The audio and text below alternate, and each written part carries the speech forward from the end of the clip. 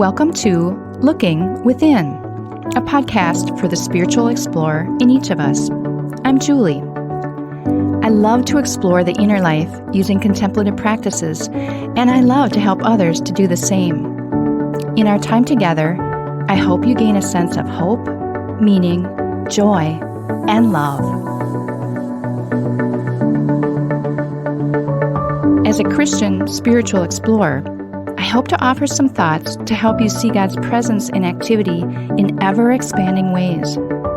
As you listen, ponder, and experience the divine, feel free to use the spiritual perspective you are most comfortable with in our practice today. Now, let's begin. On this first week of 2020, Happy New Year, everyone. I hope you had a wonderful celebration of Christmas with family and friends. But if those days were on the more challenging side due to grief, sadness, loneliness, or the need to sensitively navigate relationships with those close to you, I pray that you also sensed God's peace and presence with you. No matter the year or the day, always know that God is especially close to us in those most challenging moments of our lives. A new year brings the thought of New Year's resolutions, doesn't it? Even if we've sworn off making resolutions, the thought of wanting to improve something in the new year likely crosses our mind. As we talk about looking within each week, you will not be surprised when I urge all of us to increasingly pay attention to that most vital part of our lives, our inner life. Our experience of life's journey really flows out of our inner life. Our relationship to the divine, to others, and to creation sets the stage for our day-to-day journey and for how we perceive and live life.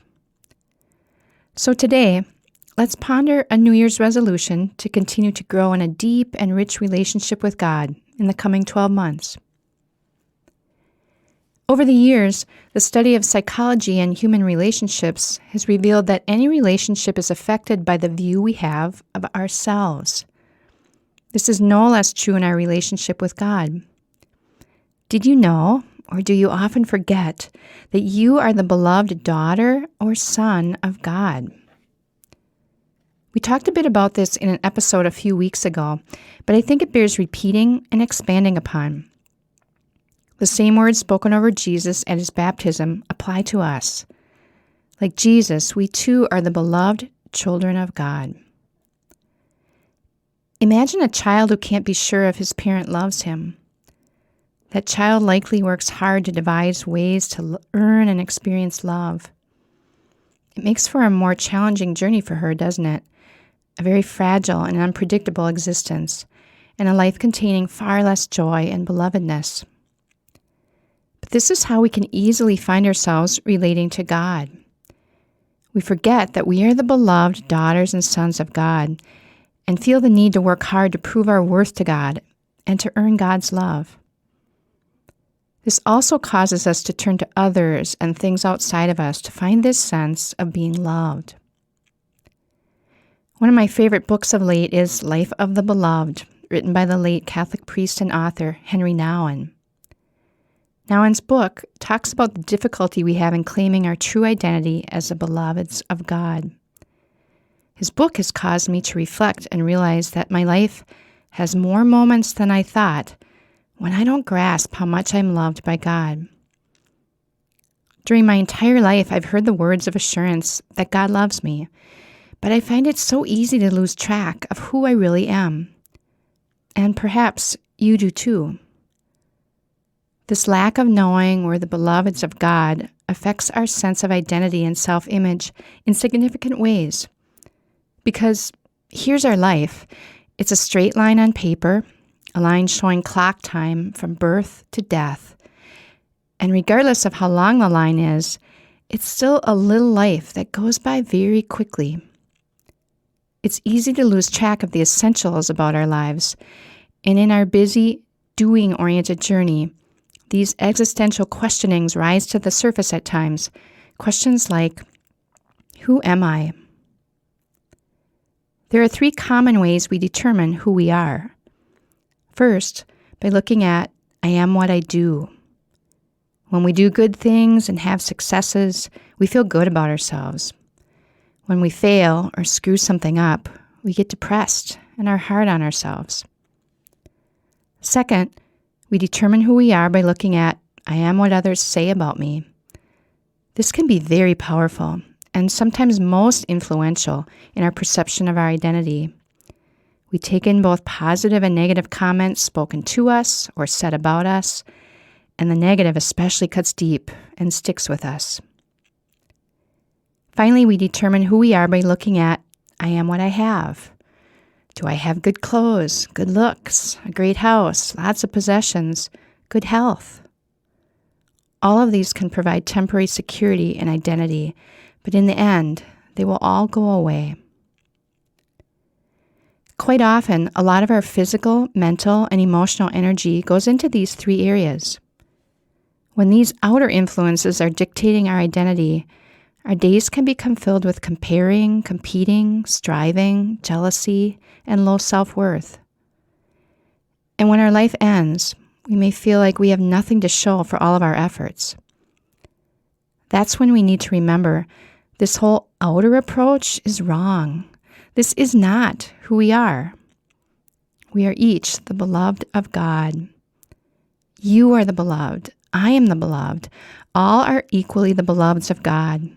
All of us loved, unique, and special to God. I urge you today to hear these words not just with your ears and mind, but with your heart, with a deep knowing in your gut. Let's take some moments now to dwell with this thought that you are the beloved of God. In this quiet space and time, I'd invite you to gently close your eyes. I'll sound the Tibetan singing bowl, which will call you to look within. As you're listening to the bowl's reverberations, take 3 deep breaths. Then let your breathing return to normal whenever you'd like. Hear the sound of the bowl now. Let it center you. Let it remind you that God is here with you.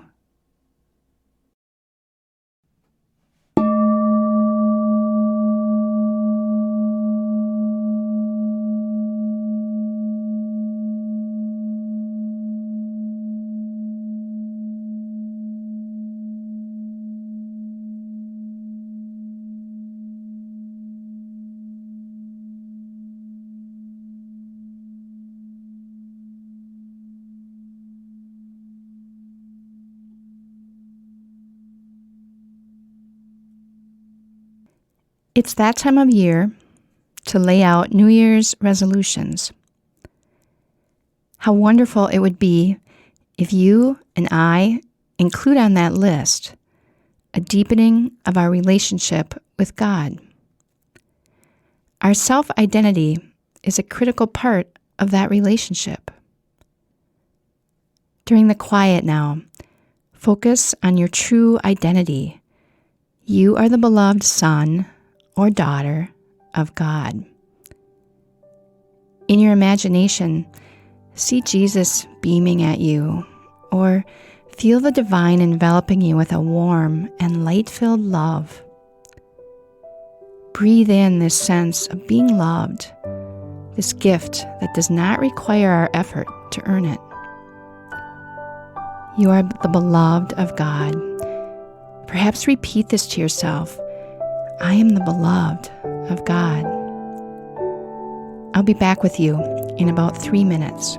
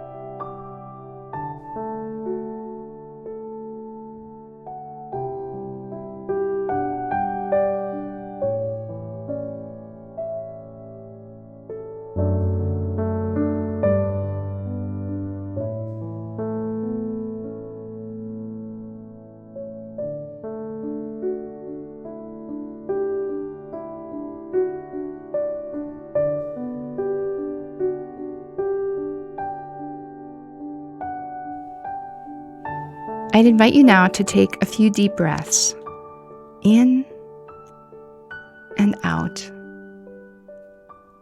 In and out. Let these breaths fill you with strength and energy. Hear me sound the Tibetan singing bowl, and as the sound of the bowl reverberates and slowly dies away, you can gently open your eyes, remaining still for a moment longer.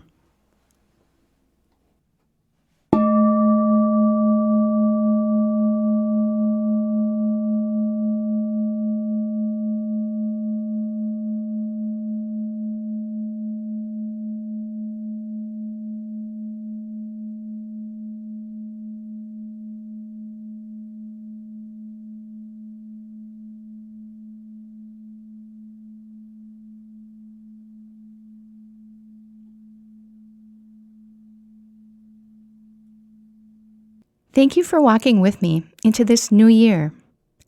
If you enjoy this podcast, share it with someone. And if you live in the Rochester, Minnesota area, in a few weeks, I'll be guiding a full-day retreat that will further develop today's theme. The retreat will be held on Saturday, January 18th at Assisi Heights in Rochester. You can register for this online on the Gloria Day website. I'd love to see you there for a wonderful day in a beautiful setting. 2020 will certainly have its ups and downs for you and me, just like any year does. But we no longer need to be searching for identity in what we do, what others say about us, or in what we possess. Whatever comes into your life, you can walk through it as one who knows who you are. This love holds you, never fails or falters, and does not need to be earned. Today, deeply know that you are the beloved son or daughter of God, loved with an everlasting love. And when you are doubting your self-worth or your very identity, let this be your mantra each day. I am the beloved of God. Blessings to you in the new year.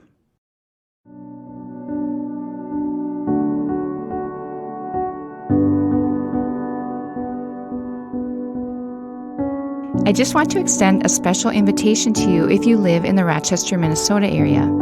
I'll be guiding a full-day retreat entitled Loving the Life You Have on Saturday, January 18th from 9 to 3 at Assisi Heights Spirituality Center in Rochester.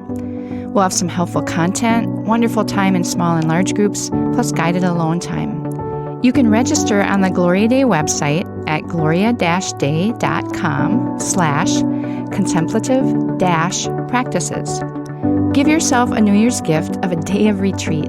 I'd love to see you there, and it would be so great to meet you in person. Thanks for listening today, and we'll see you next time.